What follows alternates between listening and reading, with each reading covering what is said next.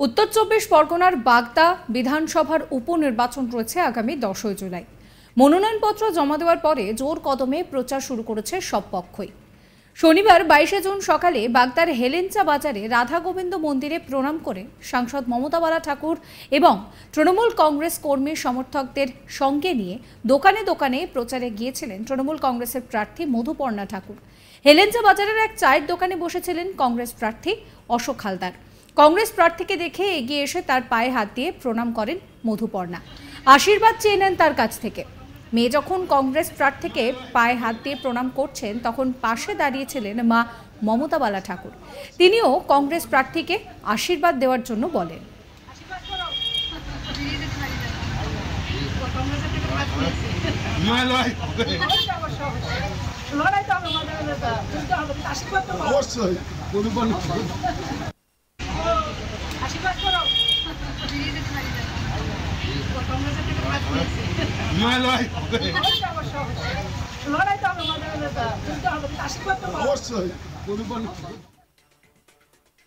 এ বিষয়ে কংগ্রেস প্রার্থী অশোক হালদার জানিয়েছেন যে আমি মধুপর্ণার থেকে বয়সে বড়, আমাকে প্রণাম করেছে, এটাই তো বাংলার সংস্কৃতি, লড়াইটা লড়াইয়ের মতো হবে।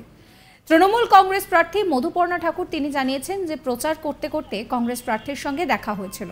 উনি আমার বয়োজ্যেষ্ঠ, আমার বাবার মতো, আমি ওনাকে প্রণাম করেছি, এটা সৌজন্য। প্রচারে মহিলাদের ভালো সাড়া পাচ্ছি। কি বলছেন মধুপর্ণা শোনাবো। চা খাচ্ছিল উনি, আমরা প্রচারে গেছিলাম, যেতে যেতে উনি দেখলাম তো প্রণাম করলাম। আমাদের বড় উনি হাজার আলীও সিনিয়র, আমার গুরুজন, আমার বাবার মতন উনি। সেজন্য আমি আশীর্বাদটা চেয়েছি যেন আমরা জয়লাভ করতে পারি। এটা সৌজন্য, এটা একটা এলাকায় প্রচারে কেমন ছাড়া পাচ্ছে? একদম ভালো, মানুষ দেখে আমাকে ঝাঁপিয়ে এসছে, দেখতে আসছে কি নতুন প্রার্থী আছে কি না। 100% রেসপন্স পাচ্ছি আমরা। কি মনে হচ্ছে প্রথম দিকে প্রচারে বেরিয়ে বাড়িতে বাড়িতে প্রচারে যাচ্ছে, বিভিন্ন মহিলাদেরকে প্রণাম করছে দিনে? খুব ভালো লাগছে কি মানুষরা দেখে একদম বেরিয়ে আসছে আমাকে দেখে, কি নতুন প্রার্থী কে হয়েছে কি না। দিদির জন্য, মানে দিদির জন্য এটা ভালোবাসা দেখাচ্ছে সবাই। প্রচারে দেখা যাচ্ছে সবসময় মা রয়েছে ছায়াছবি হিসাবে, মা যেহেতু রাজ্যসভা সাংসদ, সেক্ষেত্রে একটা পাশে এরকম সাপোর্ট রয়েছে, কি বলবো? একদম, মা তো আমার পিলার। এখন যাই আছে কি না, মার জন্যই তো সব কিছু করা হচ্ছে। যাই হোক না কেন, মা পাশে রয়েছে বলে আমি এতটা সাহস পাচ্ছি। এলাকায় মহিলাদের সাড়া কেমন? মহিলাদের সাড়া অনেক ভালো। কি মনে হচ্ছে বাগদায় কি ছক্কা হাঁকাতে পারবে? একদম পারবো, 100% এবার আমরা পারবো। আশীর্বাদ করো।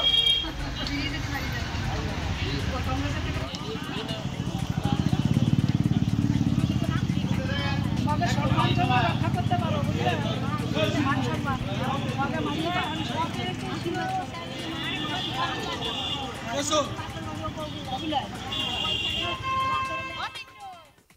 বাংলার সংস্কৃতি হচ্ছে পায়ে হাত দিয়ে প্রণাম করা, তাই লড়াই লড়াইয়ের মতন হবে। সৌজন্য তো দেখাতে ভুললেন না দুই প্রার্থী। অশোক হালদার কি বলছেন শোনাবো। বাংলার সংস্কৃতি, সেখানে আশীর্বাদ আমাকে চেয়েছে। আমি অনেক বড়, বয়সে অনেক বড় এবং শিক্ষক, সেই হিসাবে তাকে আশীর্বাদ করতেই পারি।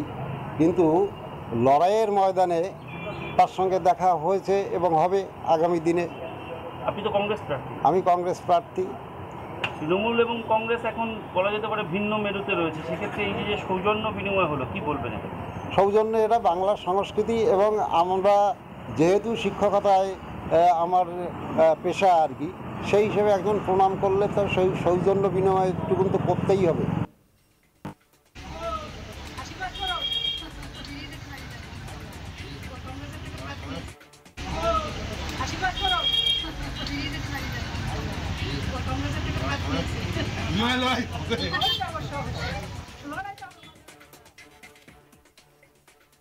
এই নিয়ে আমার কলিগ দীপক দেবনাথের একটি রিপোর্ট দেখাবো।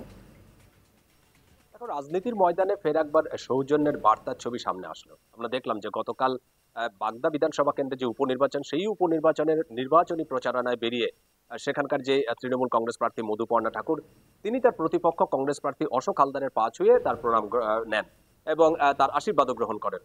এবং এই নিয়ে আমরা দেখলাম যে গতকাল তিনি যখন এই যে মধুপর্ণা ঠাকুর তিনি বাগদা হেলেঞ্চা বাজারের থেকে সেই যে রাধা গোবিন্দ মন্দির আছে সেই মন্দিরের প্রণাম করে তিনি তার নির্বাচনী প্রচারণা শুরু করেন এবং এরপরে তিনি সামনের দিকে এগোতে থাকেন এবং স্থানীয় যারা বাসিন্দারা আছেন তাদেরকে পা ছুঁয়ে প্রণাম করেন এবং যারা দোকানদার আছে তাদেরকে করজোড়ে তিনি নমস্কার জানান এবং করতে করতে তিনি যখন সামনের দিকে এগোচ্ছিলেন তখন স্থানীয় একটি চায়ের দোকানে এই প্রার্থী অশোক হালদার, কংগ্রেস প্রার্থী, তিনি বসেছিলেন এবং পেশায় অশোক হালদার তাকে যখন দেখেন অশোক হালদারও উঠে দাঁড়ান এবং মধুপর্ণা ঠাকুর তৃণমূলের যে প্রার্থী তিনিও সামনের দিকে এগিয়ে যান, এগিয়ে গিয়ে তার পা ছুঁয়ে নমস্কার গ্রহণ করেন এবং তার আশীর্বাদও নেন এবং দুজনেই তখন সৌজন্য বিনিময় করেন এবং বেশ কিছুটা কথা হয়।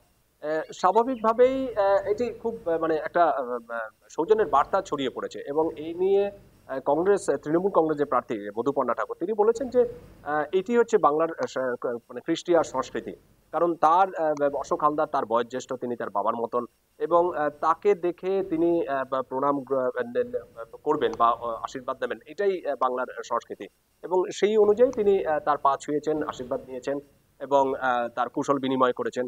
পাল্টা অশোক হালদারও তার কুশল বিনিময় করেছেন এবং প্রার্থী অর্থাৎ তৃণমূলের যে প্রার্থী মধুপর্ণা ঠাকুর তিনি অত্যন্ত আশাবাদী যে এই কেন্দ্র থেকে তৃণমূল যে প্রার্থী তৃণমূলই এবার জিতবে এবং এই জয়টা তার দিদিকে উপহার দেবেন এবং তিনি একজন নবাগত প্রার্থী, মাত্র 25 বছর বয়স এবং রাজনীতিতে সবে হাতে খড়ি হয়েছে এবং তিনি যে প্রচারণায় বেরিয়েছেন এবং তাকে দেখে অনেকেই এগিয়ে আসছেন এই নবাগত প্রার্থীকে দেখে, সেটাও তার খুব ভালো লাগছে এবং তিনি যথেষ্ট আত্মবিশ্বাসী যে এই কেন্দ্রে থেকে তিনি তৃণমূল প্রার্থী হিসেবে তিনিই জয় পাবেন।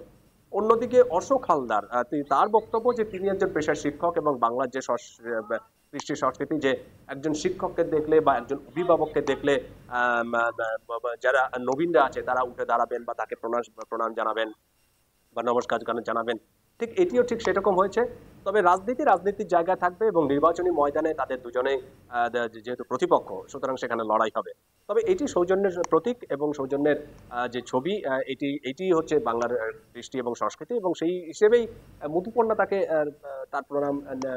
তার পা ছুঁয়ে প্রণাম করেছেন এবং আশীর্বাদ গ্রহণ করেছেন এবং তিনিও একজন বয়োজ্যেষ্ঠ হিসেবে তিনি তাকে তার প্রণাম নিয়েছেন এবং তাকে আশীর্বাদ করেছেন।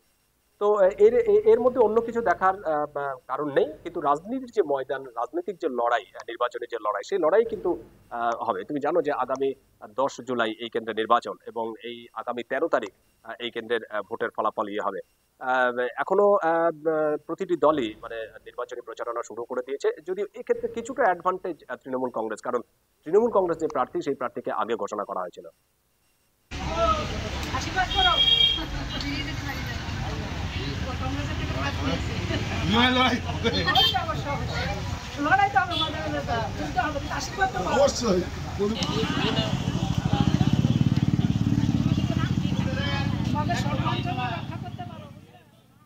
সাবস্ক্রাইব করবেন আজ তাক বাংলার ইউটিউব চ্যানেলকে, ফলো করবেন হোয়াটসঅ্যাপ চ্যানেলও।